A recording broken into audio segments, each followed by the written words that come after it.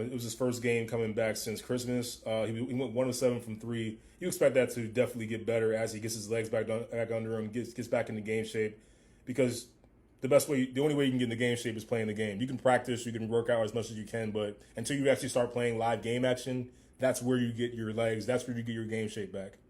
But first play of the game, he looked like Luka. You got into the lane and then threw a nice lob to Jackson Hayes. You expect to see a lot of that with how Luka likes to play. He likes to have athletic bigs, so he's got that with Jackson Hayes, and also now with Alex Len, the new big, former Sacramento King that just signed with the Lakers.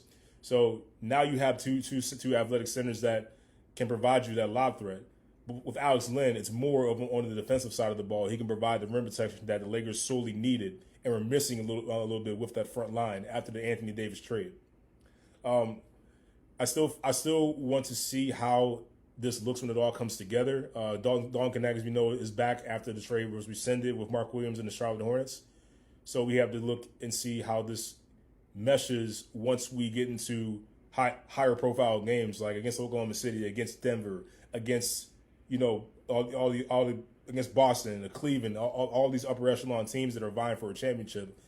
I'm interested in seeing how this is going to look with the Lakers stacking up to them. So now we basically have a 3-guard lineup with LeBron, Luka, and Austin Reeves. LeBron obviously can play anywhere on the floor offensively. It looks like Rui Hachimura is probably going to take control of that 4 spot along with Jared Vanderbilt now that they've waived Christian Wood, who was on his way to actually rehabbing from his injury.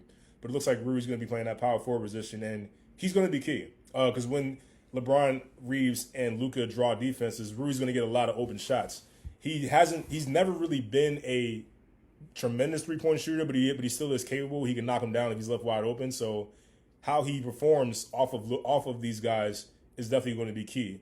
LeBron is able to play with anyone, as we know. I'm sure he'll be able to find a way to fit in with Luka as he continues to start taking the reins here of the franchise, being the prime. He'll probably be the primary ball handler, having LeBron a little bit more off ball.